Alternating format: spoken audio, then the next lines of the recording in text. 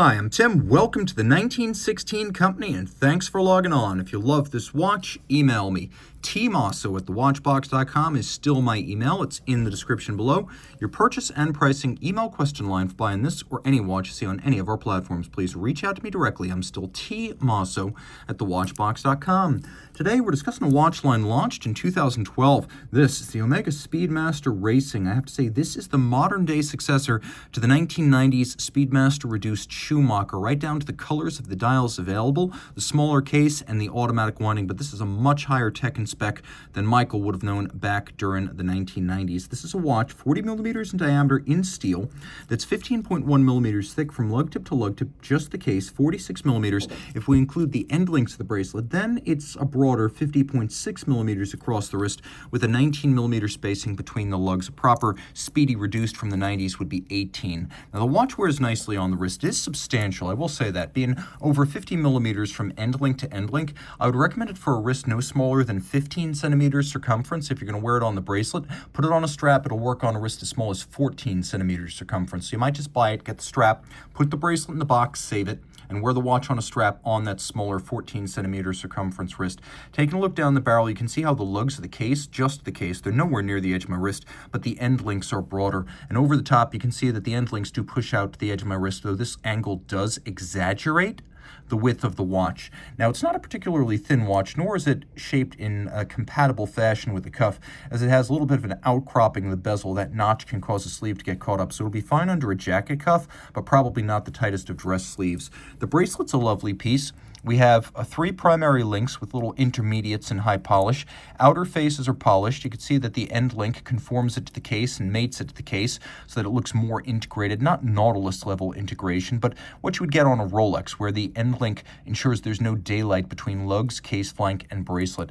There is a little bit of a taper down toward the clasp. You can see we have removable links fixed by screws, and we have an intermediate sized link on each side in case you find yourself in between sizes. We've got a thick gauge steel single fold deployant that snaps together and can only be opened by pressing both triggers. One trigger is not enough. This is a very secure system. You have to press them both. You can see, though, this is a pre-owned watch, the definition of the engraving on the clasp, as well as the shoulder of the clasp and the shoulders of the links, super sharp, minimal, if any, refinishing. Taking a quick look inside, we have two sets of divots drilled, so you can use your strap tool to dismount the spring bar and make fine adjustments to the anchoring point of the bracelet for a better fit. Rolling around to the case, there's a little pusher adjuster here that cycles the date, because this 3330 coaxial chronometer movement is based on a 7753 architecture. Actually, it's based on the jumbo version of the 7753 called the A08.L01. You lose the quick set because the 7750's architecture gets turned 90 degrees for a symmetrical layout, but you do lose the quick set, so that's what that's there for. It's for cycling the date. We have an anodized aluminum tachymeter scale that can be used with the chronograph for gauging the speed of an object, such as a car, a race car, across a kilometer. That's the point right there. You start when the car stops. Well, starts, I should say. You stop when the car passes the kilometer mark. So if you stopped right there at 10 seconds, the car would be going 350 kilometers per hour. So that's how that works.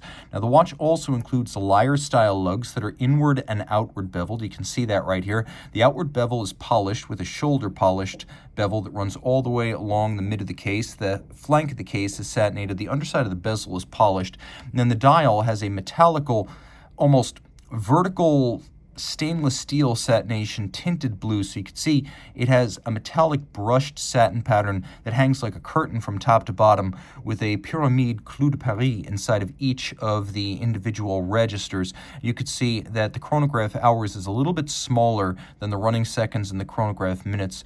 We have hands that are polished. We have transferred luminescent individual indices, and a downwardly stepped seconds and fractional seconds step out at the edge. Taking a quick look in the dark, you can see the watch is well loomed, just not the chronograph functions.